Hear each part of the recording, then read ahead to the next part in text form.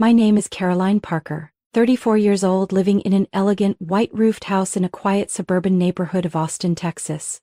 From the outside, anyone would probably think I'm living a dream life. A house with a rose garden blooming year-round, a handsome husband, and a full-time homemaker role I've proudly devoted myself to, tending to every corner of this home for more than 10 years. My husband, Thomas Parker, is 38 years old and works as a sales director for a large pharmaceutical company. He's tall, with neatly groomed brown hair and a confident smile that easily charms anyone meeting him for the first time. In the early days of our marriage, I thought I was truly lucky. Tomas was gallant, ambitious, and always knew how to make people like him. Whenever friends visited, they would tease me, "Caroline really landed a treasure, hold on to him tight." Back then, I'd just smile, believing our love would always be strong enough to weather any storm. We fell in love and married after nearly 2 years of dating. At first, I was full of hope for a perfect home where the laughter of children would fill the mornings. But as the years passed, anxious waits in clinic rooms, cold test results, and failed treatments gradually drained that hope. I spent 4 years undergoing fertility treatments, trying everything from Eastern to Western medicine, only to finally let go when the last doctor sighed and said, "It's all in the hands of fate." In the beginning, Tomas encouraged me a lot. He held my hand and said, "As long as I have you, I feel complete." But I still vividly remember the moments he stood silently watching the neighbor's child playing in the yard. His eyes filled with something he never spoke aloud, and those eyes felt like quiet scratches on my heart. Everything changed completely after my parents passed away. My father died from a stroke, and just 3 months later my mother also left us after a long illness. That loss left me hollow, but it also pushed me into the role of sole heir to the legacy my parents had built with so much effort.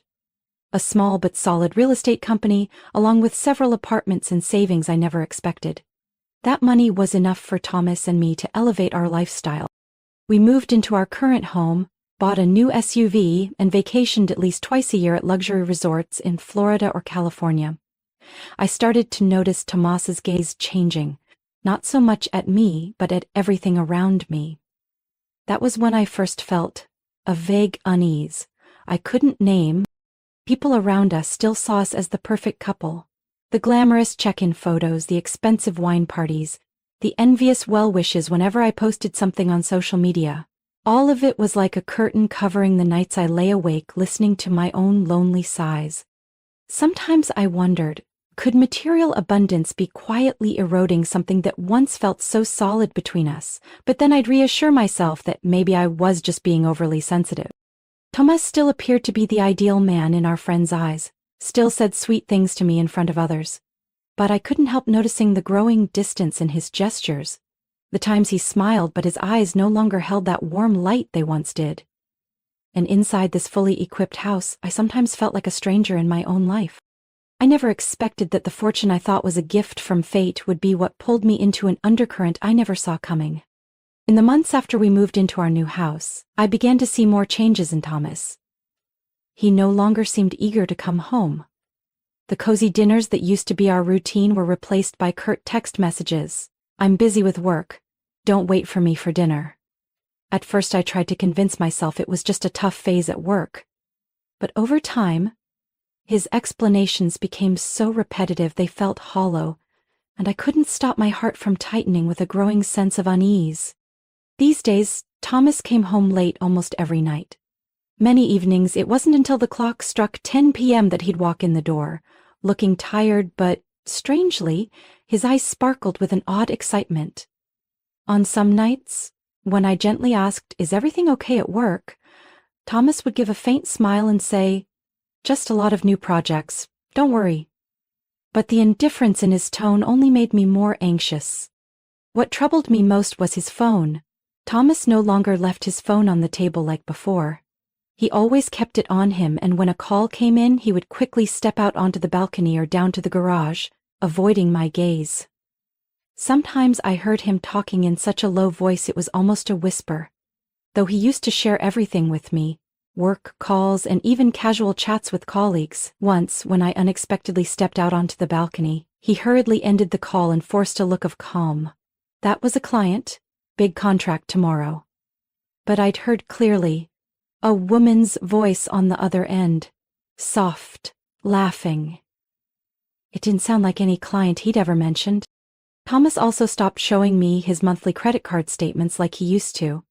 When I asked, "Can you give them to me so I can manage our spending?" he quickly replied, "I'll handle it myself. Don't want to mix it up with the company card. Too much hassle."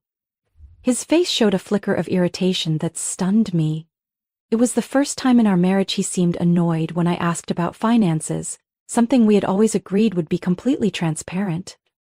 I began to feel lost in my own home. The long evenings, I sat alone in the living room, watching car lights on the street and wondering, is Thomas still the man who vowed to stand by me for life?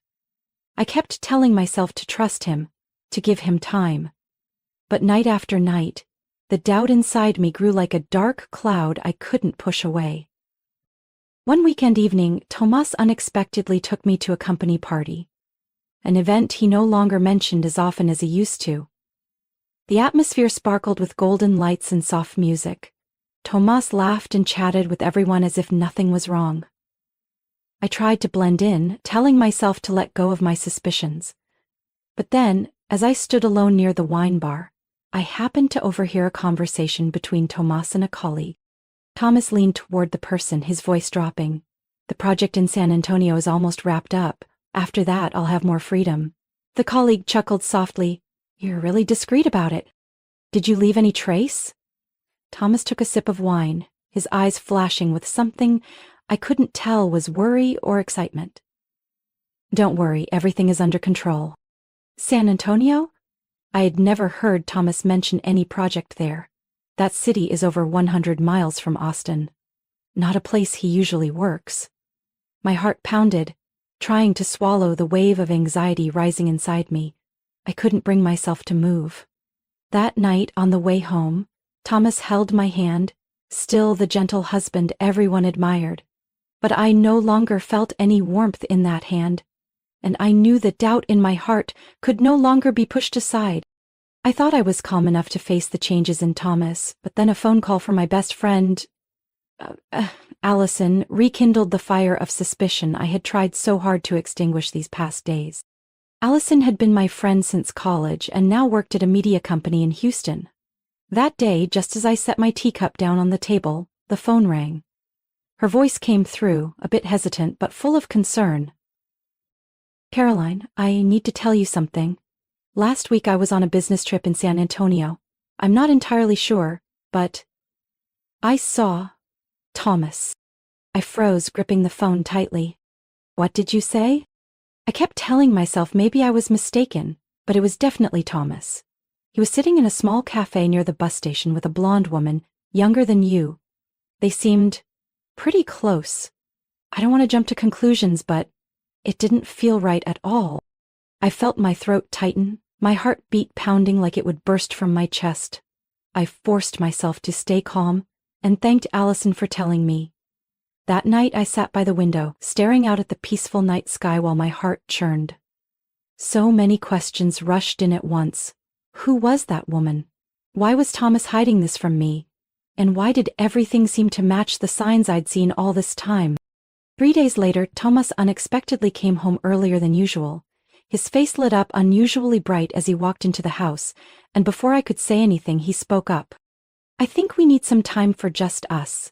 Let's go to New Orleans this weekend. I already booked a room at a riverside hotel. We can rekindle things. What do you say?" I was surprised. Thomas had been using work as an excuse to avoid private moments like this for over a year now. This sudden offer made me feel both happy and uneasy. I tried to mask my unease with a calm expression. "Did you really mean that?" Thomas hugged me, pressing his cheek to my hair, his voice warm, but strangely I felt a chill. "I love you. That's all you need to remember, Carolyn." His gaze was deep as he looked at me, but somehow I saw in it something that felt like The whole night before the trip I lay awake. When Thomas finally fell asleep, I sat silently in the dim light. On impulse, I opened his briefcase, the one he always kept close. I hadn't meant to invade my husband's privacy, but something inside pushed me to find the truth. Inside, besides his laptop and notebook, I found a thick file folder with a pale blue cover. My hand trembled as I pulled it out. Austin Mental Wellness Center medical file. The printed words on the cover stunned me. My heart raced wildly as I flipped through the first few pages. Complicated medical terms and messy red-marked charts that I didn't understand filled the file. But one section caught my eye. It had my name. Caroline Parker, Preliminary Assessment, Symptoms Consistent with Delusional Disorder. My vision blurred. I didn't dare read further. My hands folded the file and put it back exactly as it was. I sank to the bedroom floor, tears streaming down my face, but I didn't dare make a sound. Suddenly, memories flashed through my mind. Thomas's distant stares, the nights he came home late, the mysterious calls. His words earlier, "That's all you need to remember, I love you." I no longer knew what was true and what was a lie. The trip to New Orleans. Was it really just a getaway to heal, or was it the start of something far worse than I could imagine? The trip to New Orleans began under the soft morning sunlight, but the atmosphere in the car was unusually heavy. Thomas drove, his eyes on the road but unable to hide his tension. He kept glancing at the rearview mirror, so much that I had to ask, "Is something wrong? Is someone following us?" Thomas gave a strained laugh, not turning to look at me. "It's nothing, I guess I'm just tired and a little on edge. Don't worry." But that laugh no longer reassured me. Throughout the drive, he took several calls, speaking so softly I could barely hear, his hands gripping the steering wheel until his knuckles went white. I sat beside him in silence, listening to my racing heartbeat, every passing minute only making my unease grow. Around midday, we stopped at an old gas station along the road, surrounded by the emptiness of Louisiana. A faded sign read, "Bayou Stop Gas," swinging in the breeze. Thomas turned off the engine and looked at me. "Do you want to go in and get some water or something? I'll fill up the tank, then we'll head out again." I nodded and stepped out while Thomas went toward the pump. A young man with suntanned skin in a worn blue uniform came over. His name tag read Ethan. He started pumping gas but subtly glanced at me through the window. And Thomas turned his back to check the rear of the car. Ethan came closer to the passenger side window, pretending to wipe it, then swiftly slipped a small piece of paper through the gap. I froze. Ethan said nothing, just shook his head slightly, his eyes serious, then walked off as if nothing had happened. I glanced at Thomas. He was bent over checking the tires, unaware. My hands shaking, I opened the note under the cover of the dashboard. "You need to get out of here right now. He's lying to you. Don't ask, don't hesitate." I heard my heart thudding loud, a sound that echoed so hard it felt suffocating. My whole body went cold. I took a deep breath, trying to stay calm. Thomas came back, his voice light as the breeze. "Go on in and get something to drink. I'll finish up here and come join you." I clenched the piece of paper in my hand and walked quickly into the convenience store. My mind was in chaos. Who was Ethan? Why did he send me a message? Did he mistake me for someone else? Or was I truly in danger? Inside the store, I pretended to pick out a few bottles of water, my eyes scanning for Ethan. At the end of the hallway leading to the back, he stood there, his look saying, "Follow me." I hesitated for a second, then decided to follow. Out back, next to a row of trash bins and an old generator, Ethan looked me straight in the eye, his voice low but clear. "Sorry for scaring you, but I couldn't just stand by. 3 weeks ago I saw your husband here. He was with a blonde woman. They were very close. I didn't plan to interfere, but then I overheard them talking." The ground seemed to tilt beneath me. My voice came out hoarse. "What were they talking about?" Ethan swallowed hard, glancing cautiously toward the front. "He called her his real wife. When she asked what about her, your husband said, 'Let this trip take care of it, then everything will be ours.' I heard it clearly, but I couldn't believe it. But this morning, he stopped for gas alone, called someone and said, 'All the hospital admission paperwork is done. She won't have any more chances.'" I gripped the hem of my shirt to keep my hands from shaking. Ethan went on, his eyes earnest. "I don't know what they're planning, but it's definitely not good. Don't go back to the car. If you want, I'll take you to the nearest police station. They'll help you." Footsteps sounded from the front. Thomas's voice called out, sharper than usual. "Caroline, where are you?" Ethan lowered his voice, pleading. You have to decide right now. If you go back, you won't get another chance. I took a deep breath, looking into those sincere eyes. All those years of love, all those memories now felt like a shattered picture that couldn't be pieced back together. I nodded, my voice barely a whisper to myself. Help me get out of here. Thomas's voice echoed from the front, no longer carrying any of the gentleness I used to know. I held my breath, my heart pounding as if it would burst. Every piece in my mind came together, the mysterious calls, the strange medical file, the calculated trip. It was no longer suspicion, it was the truth. I ran after Ethan, circling around the gas station's side exit. His old blue pickup was waiting. Ethan opened the door, urging softly. Hurry, don't look back. I climbed into the truck, hearing Thomas's footsteps pounding behind us. As the truck pulled away, I glanced in the rearview mirror. Thomas was running out, his face flushed with fury and panic. There was no longer the look of a husband searching for his wife, only the face of a man watching his plan fall apart.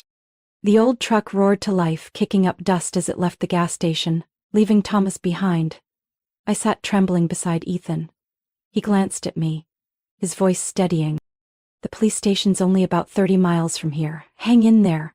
You're safe now. I could only nod slightly, tears silently streaming down my face. When we reached the police station in the small town of Bayou Grove, a female officer named Kelly greeted me. I recounted everything. The warning note, the medical file, and Thomas's strange behavior. Kelly listened intently, then spoke gently. At this point, we can't arrest him based on suspicion alone, but we'll file a report right away. I advise you to request an emergency protective order and consider hiring a lawyer or a private investigator to gather more evidence. Ethan took me to the home of a friend of his, an older woman named Doris who lived nearby. Doris welcomed me with a warm hug I hadn't expected from a stranger. That evening, I called Allison and told her everything. Allison immediately connected me with a private investigator she trusted, Nathan Brooks, a specialist in marital fraud cases. The next day, Nathan met me at a small cafe in Baton Rouge. He was a middle-aged man with sharp eyes but a calm voice. I'll start by looking into Thomas Parker's background. I suspect there's something off about his identity and life. 3 days later, Nathan called me, his tone serious. Caroline, I need to see you right away. I've uncovered the truth. At his small office, Nathan handed me a thick file. On top was a photo of Thomas standing next to a blonde woman and 2 twin children, about 8 years old, taken in front of a house in Jackson, Mississippi. He pointed at the picture. Your husband's real name is Thomas Green. He's had another family in Jackson for the past 10 years. That woman is Amanda Green, his legal wife in Mississippi. The 2 children are his. I was stunned. 10 years. That meant when he and I were still newlyweds, he already had another family? Nathan continued, his voice grave. They've been plotting to take over your assets. I obtained a warrant to access Thomas's call records. In the recordings, he spoke with a man named Samuel, a psychiatrist, about creating a fake file for you, preparing to have you committed under a false diagnosis to control your asset. He handed me Thomas's bank statements. Payments made to Dr. Samuel with the note, fee for file preparation. My hands trembled as I held those papers. Everything was clearer than ever. The man I had loved and trusted all these years was actually a fraud, using my trust to try and take everything. Nathan placed his hand gently on the table, his eyes full of resolve. Now's the time you need a good lawyer. I can recommend someone. We'll work together to protect you and bring him to justice. I drew a deep breath, my heart aching, but filled with a strange new determination. Even if the past had been built on lies, I wouldn't let him destroy the rest of my life. After the meeting with Nathan Brooks, I knew I couldn't delay even a single day. With all the strength I had left, I picked up the phone and called Allison, asking her to connect me with a strong enough lawyer to help me fight this tough legal battle. Without hesitation, Allison introduced me to Sarah Whitman, a well-known attorney in Baton Rouge who had won many cases involving marital fraud and asset theft. That very afternoon, I met Sarah at her office, a simple space that radiated determination through the thick case files piled on the desk. Sarah listened as I spoke, her eyes lighting up with resolve. Caroline, this file is enough to charge Thomas with bigamy and fraud. The first thing we need to do is immediately request an order to freeze all joint and individual accounts to prevent any transactions. With Sarah and Nathan's support, I quickly signed all the necessary papers. Just 2 days later, the court approved the order to freeze the accounts and real estate assets that Thomas had co-owned with me. At the same time, Sarah officially filed charges with the authorities in both Louisiana and Mississippi, the two places where Thomas had operated under his false identity. The storm began. Thomas surely never expected that I could act so quickly and decisively. 3 days later, police working across both states raided and arrested Thomas at a rental apartment near the Texas border, where he had been hiding after realizing his plans had collapsed. Amanda Green, his real wife, was also detained for investigation on charges of being an accomplice. I still clearly remember the moment I stepped into the courtroom for the first time. My heart pounded in my chest as I saw Thomas led in, handcuffed, looking nothing like the confident, polished man who once stood beside me. His face showed pure bitterness when he saw me sitting there. Not the trusting, loving wife I once was, but the plaintiff ready to stand up and demand justice. The case quickly drew attention from the local press. Reporters lined up outside the courthouse, flashbulbs popping as I appeared alongside Sarah. But I no longer felt afraid. The only thing on my mind was ending this nightmare once and for all. Throughout the trial, which lasted more than 3 months, the evidence Nathan and Sarah had gathered left Thomas with no way to deny his crimes. Recordings of his shady phone calls, bank statements showing bribes paid to the psychiatrist, and the forged medical records about me. Photos of Thomas with Amanda, their marriage certificate from Jackson. Everything was presented in court. In the end, the verdict was delivered. Defendant Thomas Green is sentenced to 7 years in prison for bigamy and asset fraud. Amanda Green is sentenced to 3 years in prison as an accomplice. Hearing those words, I felt my whole body lighten. I gripped Sarah's hand tightly, tears falling silently, not from pain, but from knowing I had done the right thing. Thomas didn't look at me once as he was led away. Perhaps he understood that, in the end, liars can't win forever. I decided to sell the house that held so many false memories. With that money and what assets I was able to preserve, I moved to a small coastal town near Mobile, Alabama. A peaceful place far removed from all the painful memories. My new house was modest, but for the first time in years I truly felt I belonged. In the early mornings, I sat on the porch, sipping hot coffee, listening to the sound of waves crashing on the shore. The sunlight glistened on the sea like a reminder. From now on, I would start over, without fear, without confusion. In those first days in the coastal town of Mobile, Alabama, I lived quietly, spending time healing the wounds I had avoided facing for so long. Each morning I sat on the porch, gazing out at the endless blue sea, listening to the waves and the cries of seagulls.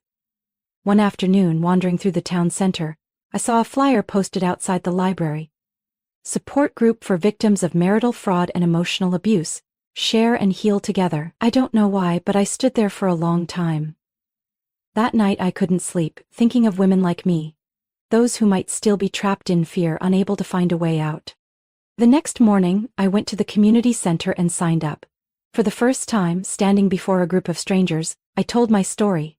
My voice trembled as I spoke of betrayal, of the moment I had to choose between blind love and harsh truth. But the more I shared, the lighter I felt. The shining eyes of the women before me, their nods of understanding, their quiet tears, it all gave me strength. From a participant, I gradually became a supporter. Together with other members, I helped organize sharing sessions, guided victims to seek legal help, and most importantly, helped them rediscover their own worth. Every time someone said, "Because of you, I found the courage to leave that hell," my heart felt warm. Amid those days, I kept in touch with Ethan, the young man who had saved me that day. Ethan had moved to New Orleans to finish his mechanical engineering degree. We often texted and sometimes called. In every message from Ethan there was a sincerity, a kindness I had never seen during all those years of a false marriage. One autumn afternoon, I received a message from Ethan. "Caroline, I just graduated. I got my first job at a manufacturing company nearby. My mom wants to invite you to dinner to thank you for trusting me that day. Can you come?" I read the message over and over, smiling without realizing it. The truth was, The ones who deserved thanks were Ethan and